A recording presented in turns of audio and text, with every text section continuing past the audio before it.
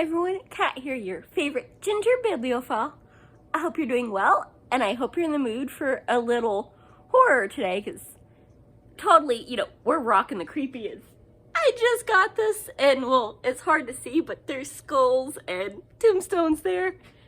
And I got the Wicked going, which totally clashes with the red hair, but it's spooky, so don't care.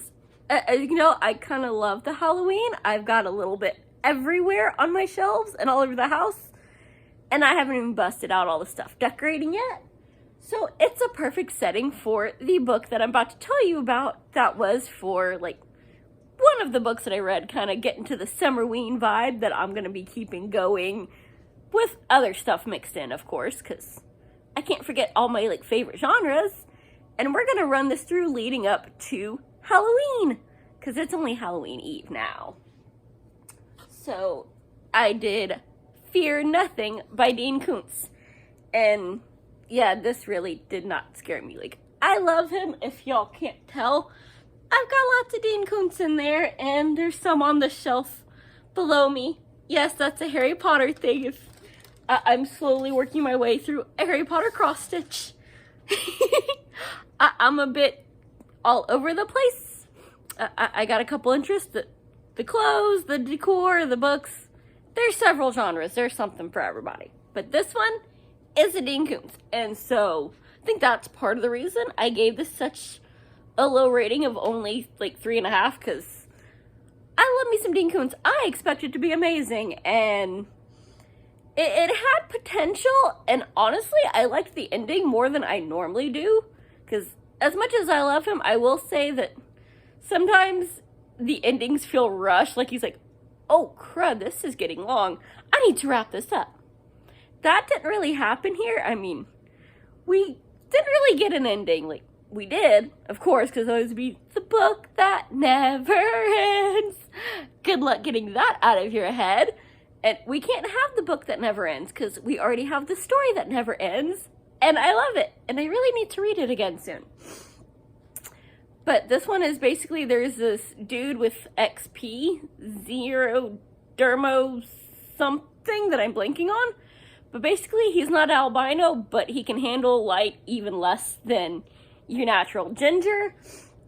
So I was like, oh, that's cool. And it takes place in Moonlight Bay, California. So totally perfect. Creepy in California, where it's always spring and summer, even in the winter. Perfect, right? No, there's all the kind of slow build-up of, we just see, his dad dies, and we get, what the heck? We get some body snatcher kind of deal going almost of, he's like, oh, this thing needs to be buried with my dad. Let me go take it to the body. And then finds, the more guys are switching him out for this, transient dude that they murdered and stole his eyes. And it goes from there of, hey, we're becoming. We don't know what that means, but we're becoming. And we just lead up to that with the bit in the middle that it drove me freaking nuts. There's just a couple chapters of our main guy and his best friend just talking about surfing, and it feels like the only point is to go, hey, it's California, we're surfer dudes, here's all this lingo. Why? It added nothing. It just bugged the crap out of me and made me kind of want to punch out his best friend. So, be warned before you get into this, there are some really, upsetting scenes of this guy talking about what he wants to do to his wife and daughter and granddaughter and small children. That, yeah, he gets what's coming to him, but yeah, there's that, and there is some stuff with the doggie, but it's okay. The doggie lives in the end. It might be a spoiler, but if you're like me, yeah, if something happens to the doggie, bump you, it's going in the trash, I'm done. So, the doggie ends up okay. You don't have to cry. The doggie will be okay. And then, I think that there's supposed to be more in this series, considering the way that it ended was,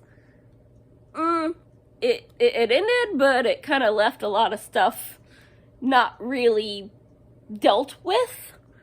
So, I don't know. all in all, I love me some Dean Koontz, but this was kind of middle of the road. I read it. I enjoyed most of it, but yeah, I probably will not read this again. Like The Taking, I love. I will totally read that again in a couple years once I've forgotten some of it. This, it had some good parts. It had some annoying parts. So, if you've never read Dean Koontz, do not start with this one. If you're like me and you love him, you can read it, but don't make it high on your list of everything else that he needs to, he's written before you get to this one. Hopefully that helps some of y'all out, and I will see you soon. Bye. Happy reading.